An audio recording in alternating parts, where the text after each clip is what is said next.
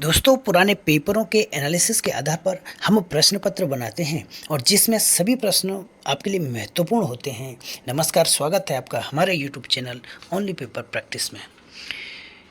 Question शुरू करते हैं। प्रश्न नंबर 1 है, किस चोल शासक ने संपूर्ण श्रीलंका को जीता था? ऑप्शन 1 है आदित्य प्रथम, 2 है राजेंद्र प्रथम, नंबर 3 राजा राज प्रथम, नंबर 4 नरसिंह वर्मन।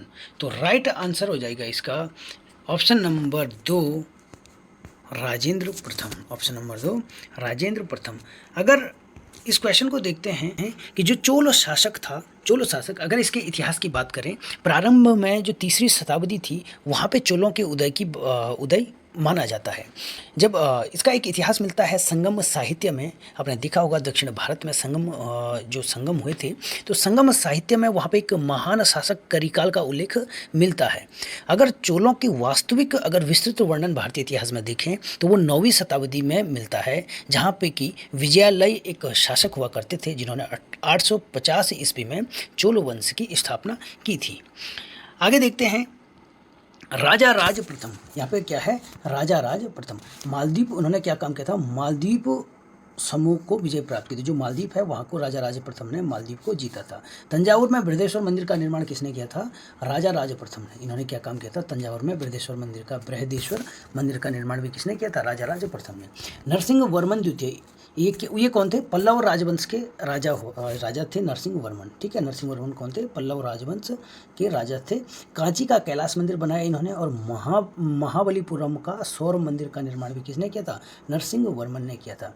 एक है नंदी वर्मन द्वितीय ने कांची का मुक्तेश्वर मंदिर और वैकुंठ पेरुमल का मंदिर का निर्माण किया था। बहुत महत्वपूर्ण क्वेश्चन है, यह किसने बनाया था? नंदी वर्मन द्वितीय ने किसका निर्माण किया था? कांची का मुक्तेश्वर मंदिर और वैकुंठ पेरुमल मंदिर का निर्माण नंदी वर्मन द्वितीय ने किया था।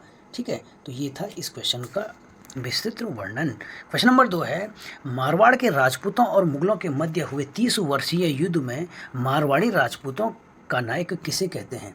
ऑप्शन है दुर्गादास, जसवंत सिंह, अजीत सिंह, इनमें से कोई नहीं। तो राइट आंसर हो जाएगा दुर्गादास। बहुत महत्वपूर्ण क्वेश्चन है। क्वेश्चन नंबर 3 है, धर्मत का युद्ध किसके मध्य हुआ?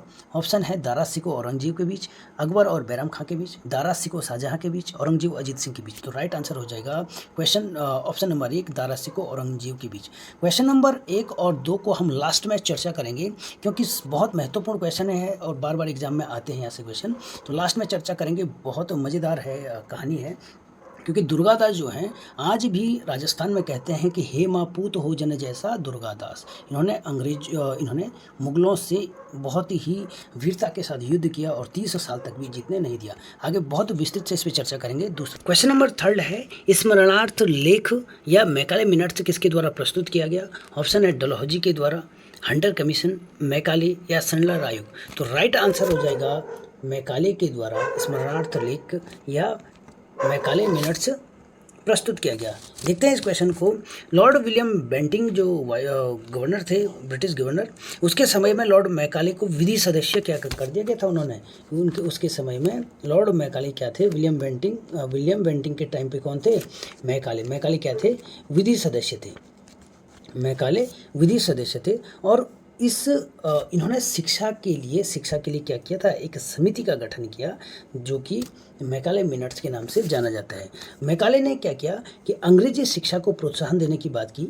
अंग्रेजी शिक्षा को क्या किया था? अंग्रेजी शिक्षा की बात की, प्रोत्साहन देने की बात की थी। भारतीय भाषाओं का इन्होंने कटु आलोचना की थी।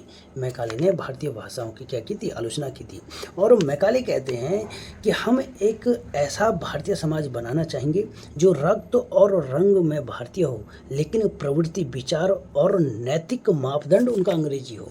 बहुत महत्वपूर्ण चीज़ है। मैकाले क्या कहता है कि हम ऐसे भारतीयों को बनाना चाहेंगे कि जो रक्त और रंग में भारतीय हो, लेकिन प्रवृत्ति, विचार और नैतिक मापदंड में अंग्रेजों के समान हो, है ना। तो आगे क्या कहते हैं मैकाले? जो भारतीय भाषा था, भारतीय ज्ञान था, दर्शन था, इनके लिए कहते हैं मैकाले कि यूरोप के एक अच्छे पुस्तकालय की अलमारी का एक तख्ता भारत और अरब के समस्त साहित्य से भी अधिक मूल्यवान है। ये आलोचना क्या की थी? किसने? मैकाले ने। ठीक है, तो यही था स्मरणार्थ लेख मैकाले का। क्वेश्चन नंबर 4 है, अशोक मेहता समिति ने पंचायती राज संस्थाओं के लिए किस प्रतिमान की संस्तुति दी? ऑप्शन एक है त्रिस्तरीय, द्विस्तरीय, एक स्तरीय, द्विस्तरीय, त्रिस्तरीय, चार स्तरीय। तो राइट आंसर हो जाएगा इसका द्विस्तरीय। राइट आंसर हो जाएगा द्विस्तरीय। देखते हैं बलवंत राय, देखते हैं यहाँ पे कि जो अशोक मेहता समिति है ये बनी, पहले देखते हैं कि पहले बलवंत राय समिति बनी थी 1957 ईस्वी में। इन्होंने त्रिस्तरीय पंचायती राज की बात की थी। पंचायती राज संस्थाओं की किस प्रतिमान की बात की थी इन्होंने? त्रिस्तरीय, जिसमें ग्राम स्तर पर ग्राम पंचायत की बात की थी, है ना, ब्लॉक स्तर पर पंचायत समिति की बात की थी और जिला स्तर पर जिला परिषद की बात की थी। वहीं अशोक मेहता जो समिति थी, इन्होंने जो 1977 ईस्वी में गठित हुई थी अशोक मेहता समिति, और अपनी रिपोर्ट दी थी 1978 ईस्वी में। तो इन्होंने क्या किसकी बात की थी? जिला स्तर पर जिला परिषद और मंडल स्तर पर मंडल पंचायत की बात की थी। तो दो स्तरीय व्यवस्था किसने करी थी की संस्तुति दी थी? अशोक मेहता समिति ने। ठीक है, अगला क्वेश्चन देखते हैं। अच्छा, प्रोटेम स्पीकर, ये है प्रोटेम स्पीकर है इसका नाम। प्रोटेम स्पीकर का कार्य क्या होता है?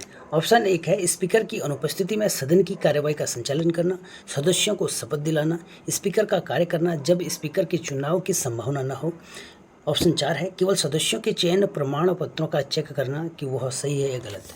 तो राइट आंसर हो जाएगा ऑप्शन बी, सदस्यों को शपथ दिलाना। प्रोटेम स्पीकर क्या करता है? सदस्यों को शपथ दिलाता है।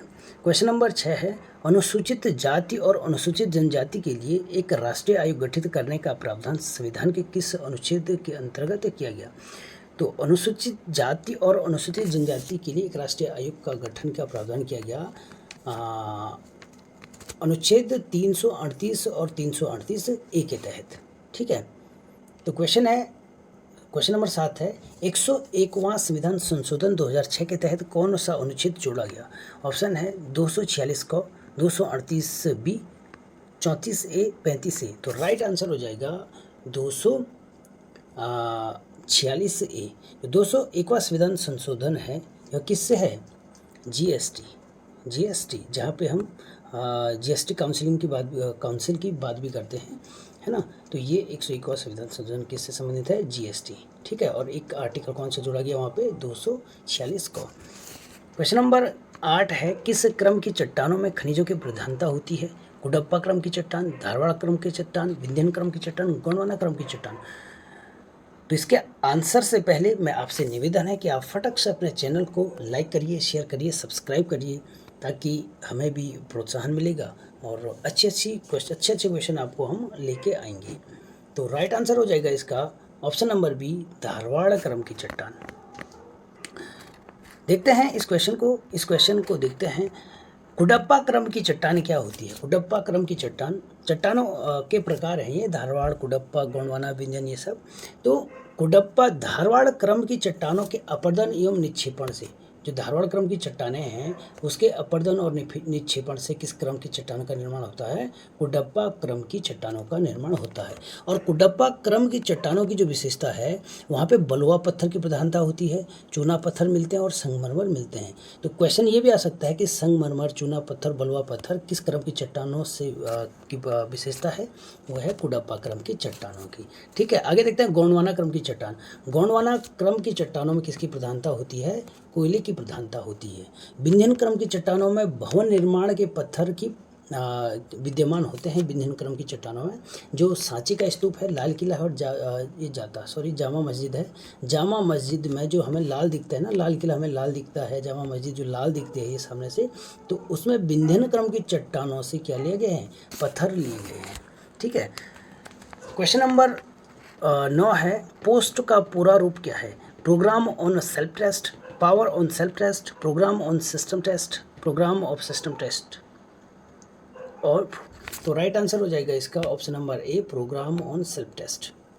क्वेश्चन नंबर 10 है, डाटा प्रोसेसिंग का अर्थ है डाटा का भंडारण, डाटा का संग्रहण, उपयोग के लिए सूचना प्राप्त करना, सूचना का विश्लेषण।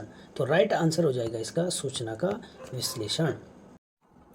दोस्तों आज के पेपर प्रैक्टिस का अंतिम जो डिस्कशन रहेगा क्वेश्चन नंबर 2 और तीसरा रहेगा। दोनों को हम कंबाइंड देखेंगे कि किस प्रकार से धर्मत का युद्ध होता है और किस प्रकार से दुर्गादास राजपूतों का एक नायक बन के साबित होता है।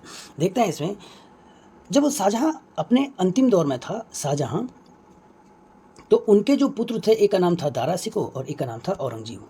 इन दोनों के बीच में उत्तराधिकार के लिए युद्ध होता है, यानी सत्ता के लिए वो था सुल्तान बनने के, दिल्ली का क्या था, बादशाह सत्ता बनने के लिए, उत्तराधिकार के लिए इन दोनों के बीच युद्ध होता है। और वो जो पहला युद्ध था वो था धर्मत का युद्ध।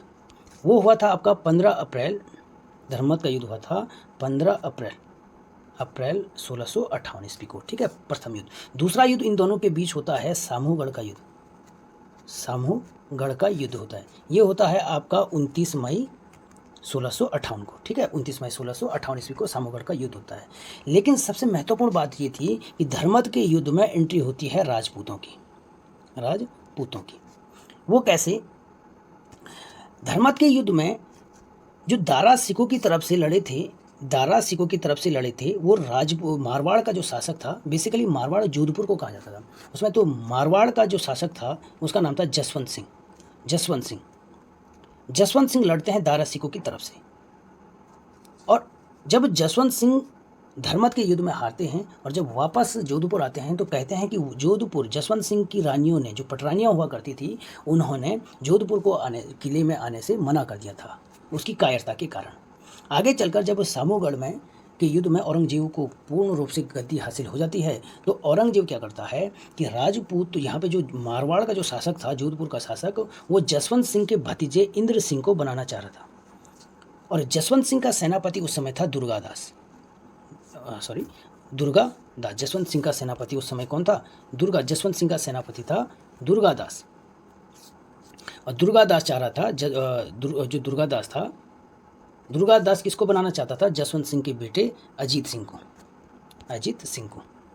जसवंत सिंह के बेटे अजीत सिंह को बनाना चाहते थे।